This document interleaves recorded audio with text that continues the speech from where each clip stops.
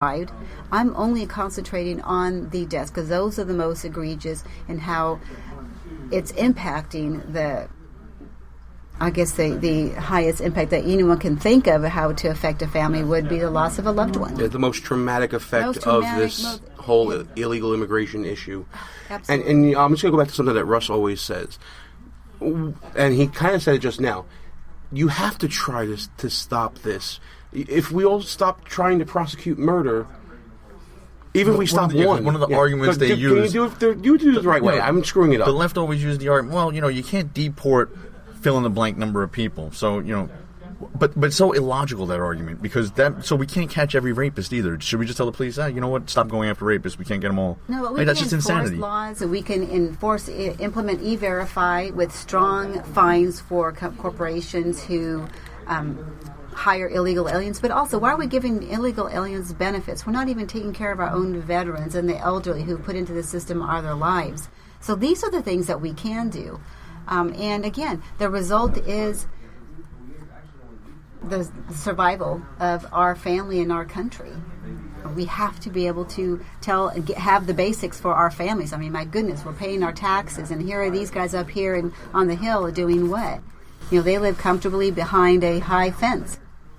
Yeah, but the people sitting on the floor of the Congress having a sit-in protected by people with guns. It's the exact same thing. And their view of illegal immigration is, well, my nanny's a good person. I don't see why we should be deporting people. All right, so we see that there's we're spreading the word, but what can we do? I want to do something. How can we get involved and do something about this? Absolutely. We do have directors in 28 states, some more active than others, so I would point your listeners to our website, theremembranceproject.org. If you belong to a group that is like-minded, then we want someone who will help volunteer and be another representative in that state. We are also conducting our first national conference bringing the families of victims killed by illegal aliens to Houston. That's a pretty heavy September thing. 16th to 18th. Yes, it is pretty heavy.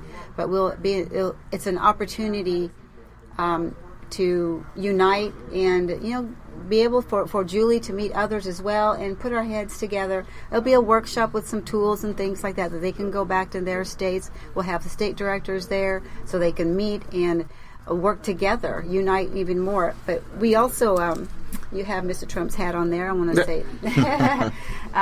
Mr. Trump is the only candidate who has publicly said that he will support our national program, which is, hopefully, if we can implement this nationwide, will assist our families with funeral, medical, and counseling expenses and help them navigate through our court systems, because many times we find that our families are re-victimized within the court system, and criminal illegal aliens are given more consideration than our own American citizens. Absolutely. Julie, I just can't offer enough condolences for your loss.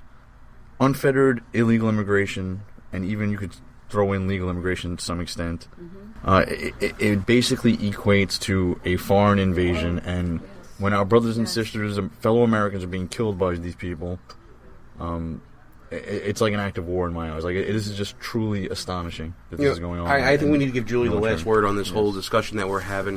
What is if you can say one thing to the listeners and even to the politicians that are sensitive to this issue, what do you want to leave them with? From the moment my son took his first breath until he took his last, I would tell him all the time, did I ever tell you that out of all the children in the world, you're the one I would have picked? And what I want to say is that one illegal taking someone's life is not worth it. So for people who just say, what should we do? You should speak up now, because my son was just sitting at a red light, something that Americans do every day.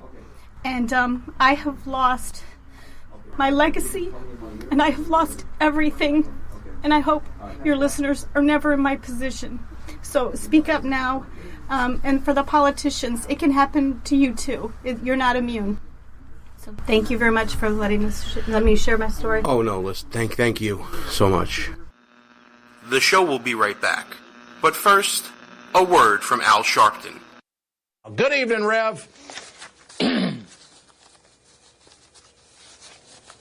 Thanks Good evening, to Rev. you, Ed. Is this Groundhog Day 2? We are watching that was Attorney General Eric Holder, ABDs, about some Republicans at home are already beating the drums of war. Today, the Pentagon refuted that claim. And he said the American people do not want him to, quote, dwiddling, they do not want him dwiddling his thumbs. You can get a gig as a contortionist. Intravenous fluids and pills coated with gelatin. We don't leave our women or men in uniform behind. It's a monument to the hubris of Dick Cheney, Representative Raul Labrador. Years of abuse. I personally apologized to Mr. Peebles. Just ask to soon-to-be former Congressman. Democrats are outright jitty. CIA's counterterrorism center. Veteran Affairs Secretary Shinseki. Why do I always mess up his name? Shinseki. I love my critics. I have fun with that. Politics Nation with the Reverend Al Sharpton starts right now. Good evening, Rev. Good evening, Dr. Dyson. But wait, there's more. And we will much about that be committed. So there's no real conflict. Michael Druniak, including Lincoln himself, Daniel Day-Lewis. Behind Monica Lewinsky, the one and only Trey Songz is here. But Allison Lundergan Grimes, Gina De Jesus. When Gina De Jesus, Tea Party challenger Matt Bivens. People don't want to have their Social Security overall. The Republican savior, Mark Rubio's big night. In evolution and Galileo, I mean this whole thing of Galileo, America's changed.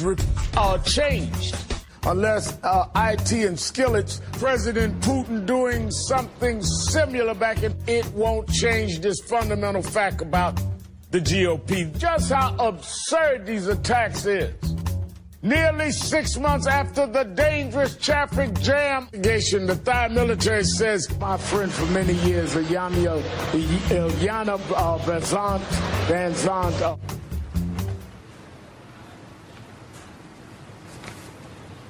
nothing there. And they gave this guy a TV show? Let's get back to our show. Gene Baradelli, back behind the main lines. I want to thank Julie Goldvach and Maria Espinoza from the Remembrance Project coming on the show. You know, folks, Spencer Goldvach was just 25 years old when he was in his truck stopped at a red light when an illegal alien named Victor Manuel Reyes, who had a violent history, came up on the passenger side of the vehicle while they were both stopped at a red light. I'm getting choked up just saying this. Because in meeting Julie, who wouldn't, right? And shot him and killed him. The same guy, Victor Manuel Reyes, then drove 14 miles and shot another man for no apparent reason whatsoever. And it was only after a Harris County deputy sheriff caught up with him and, in fearing for his own life, ended up shooting and killing Mr. Reyes, that scum, that piece of crap, that this killing spree ended. But I want you to know Spencer. He was a musician who performed in the evenings. He owned a guitar shop. 25-year-old businessman owning a guitar shop. Had 9 employees. And to help make ends meet, he took on a third job beyond that, working in a warehouse to make sure that his American dream endured and that his business would be able to survive in I guess, some very tough economic times. Spence, now you can't say that you don't know someone who was harmed by a violent illegal immigrant in this country. Remember Spencer. Remember other families. And go to the remembranceproject.org to learn more about the work that they're doing. Final thought time here on the show, folks. You know, it's been a very tense evening. It's normally not this tense on the show for those of you tuning in for the first time. we like to have some laughs, and my co-host Russ Gallo usually with me. He's at his National Guard drill, and we wish him the best and hope he gets back here soon, safe and sound. But we're living in pretty tense times, folks, and I don't have the solutions. I don't have all the answers. What I do have is a belief that we'll get through it. I believe that serious people will step up to deal with these serious issues. And they're not necessarily going to come from government. Government is not the solution. As you know, many in Black Lives Matter will probably tell you, government, especially the police, can be the problem. But this is a solution this is a problem, I should say, that was caused by everyone. It was caused by liberal policies. It was caused by conservatives just backing police without blinking an eye or without really listening to what's going on. It was caused by Black Lives Matter for, inciting violence against police, and someone took it too far. Like I said, it was bound to happen. So it's going to take everybody to listen to everybody to come up with the solution to the problem that everybody caused. This show is going to be part of that discussion. We welcome you to join us as we go along this journey. Time to shut things down here from the People's Republic of New York City, folks. Thanks for listening to Behind Enemy Lines. Check us out at www.behindenemy-linesradio.us. But until next week, we are out of here. Good night, folks. God bless and take care.